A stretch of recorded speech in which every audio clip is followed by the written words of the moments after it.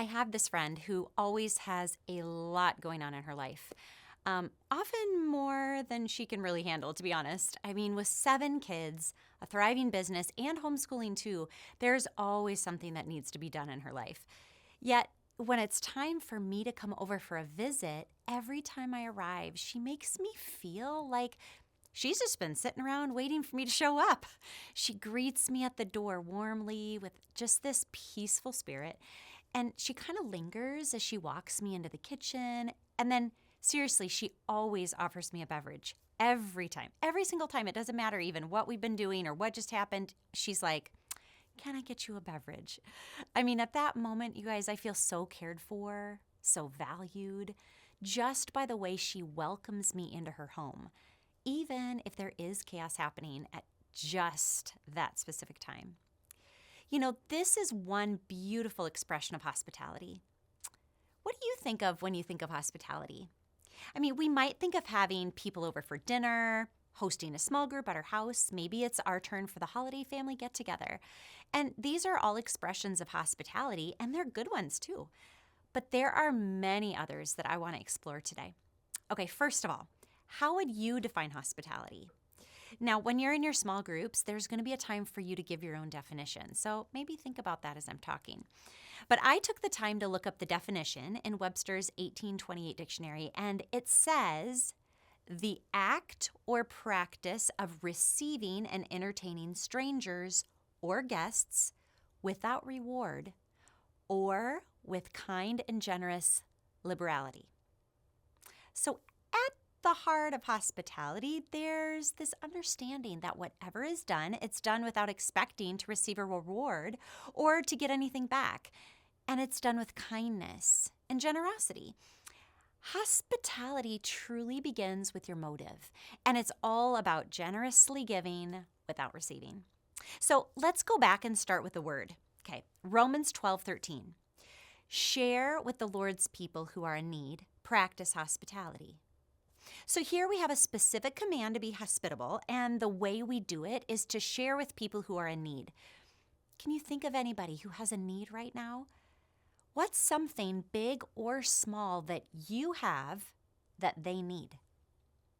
I had a friend, she's the single gal, she's my age, and she recently lost her dog. And it was completely devastating, and I had no idea how to show up for her. I mean, what did I have that would help her, comfort her in her loss? And then I thought of my own dog, who is such a lovely, her name is Autumn, and she's a small little Bernie Doodle who loves to snuggle and be with people all of the time. So I asked my friend if she'd like me to drop off my dog with her for the first few days after her dog had died. You guys, I had no idea how healing this would be for her. It was just something simple, but she had a need, and I had something that she needed. Hebrews 13:2 says, do not forget to show hospitality to strangers, for by doing so, some people have shown hospitality to angels without knowing it. I mean, can you imagine showing up with generosity for someone you don't know and finding out later that it actually was an angel? Unbelievable. How about 1 Peter 4:9? Offer hospitality to one another without grumbling. I love this one because it shows that it's not just about what we do, it's about our heart, our attitude. Matthew 25:35 says this. It begins with Jesus as he's talking with his disciples about the final judgment, and said that at the time, the king will divide up the people and say to those on his right, for I was hungry and you gave me food. I was thirsty and you gave me drink. I was a stranger and you welcomed me in. I was naked and you clothed me. I was sick and you visited me. I was in prison and you came to me. The righteous will say, Lord, when did we do this? And he will answer them saying this. Truly, I say to you, as you did it to one of the least of these, my brothers, you did it to me. You know, I feel like this shows how important hospitality is to our Heavenly Father. It's not just this little side thing to do when we might have some extra margin. This is something that is very important and that we are literally commanded to do and should be a part of the fabric of our lives. I was talking to the mom this past weekend, and she said she was raised in a house where everything had to be perfect before people came over. I mean, everything had to be in place and everything clean. And so today, this mom, she struggles with shame if her house is a mess. And she is trying to untangle that mindset in her own mind. Now, I'm not sure how many of you can relate to that, but I think it's important that we debunk the myths of hospitality. First of all, okay, hospitality is not having a perfectly clean house to welcome people into. Now, I know we all want this, and most of us probably do, like the big arm sweep and put stuff in our closets and, try and create space. We all do this. I want this. I want my home to be clean when people come over. But we also want connection with our families. And at certain seasons of motherhood, we just can't have both. So let go of this false idea that your house has to be clean to have somebody over. I mean, if we all can let it go, we can all live in freedom together and have more people over. Second of all, hospitality doesn't have to include a big home-cooked meal, okay? Let's just say that right there. Invite someone over before or after mealtime. I remember for the longest time, I would get so stressed out because I wanted people to come over and I wanted to provide this wonderful home-cooked meal for them. I really valued health and healthy food, and I wanted to share it with them. And I was always totally stressed out and couldn't hardly even show up emotionally for them when they arrived. And then I had the great revelation. Why don't I invite them over at 10 a.m. or 7 p.m.? We'll have some drinks and some snacks and we'll call it good. I found out that I show up much more with the heart of hospitality when I'm not stressed out.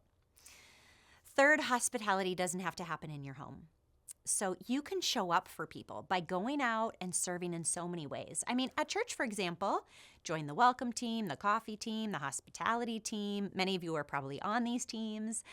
It can also look as simple as picking up some trash instead of walking by it when you see it on the ground at the park or at the store, wherever you are.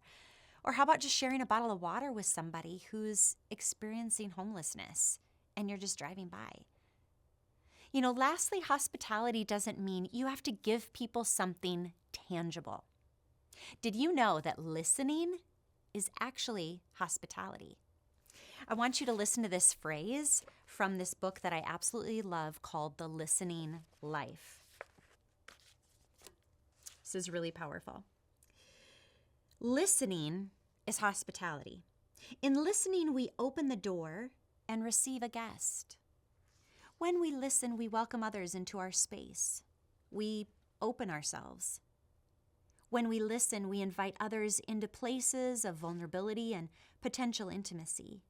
If we do it right, we won't fully know what we are getting ourselves into.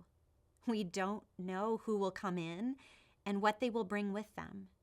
We are opening ourselves to surprise, to receiving strangers, to hearing the unexpected. We are opening ourselves to be changed. You see, just by creating space wherever you are to listen to someone enter in and share what they're going through is hospitality. I mean, going back to the Webster's definition, it's generously receiving someone without reward. So let your mind begin to reshape how this really could look in your life. How could you generously receive someone without reward? I know a mom who every Saturday in the summer would have her husband go and buy a dozen donuts, and they'd set a few chairs, a table, and a pot of coffee out in their driveway, and if a neighbor walked by, or anybody really, they'd just invite them to come have a donut with them just for a few minutes. Isn't that cool? I'm like, that is so creative, and it seems so easy.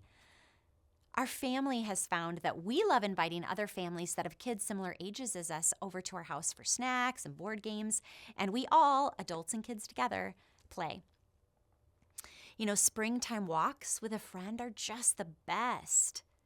But what if you'd go into that walk with intentionality to listen more than to talk?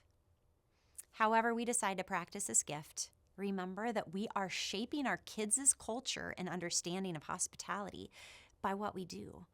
So please throw perfection out of your mind and embrace the heart of loving God's people in this way. And also, don't forget to involve your kids. They can be hospitable too, yeah? Hopefully you'll have some time in your groups to share ideas about that.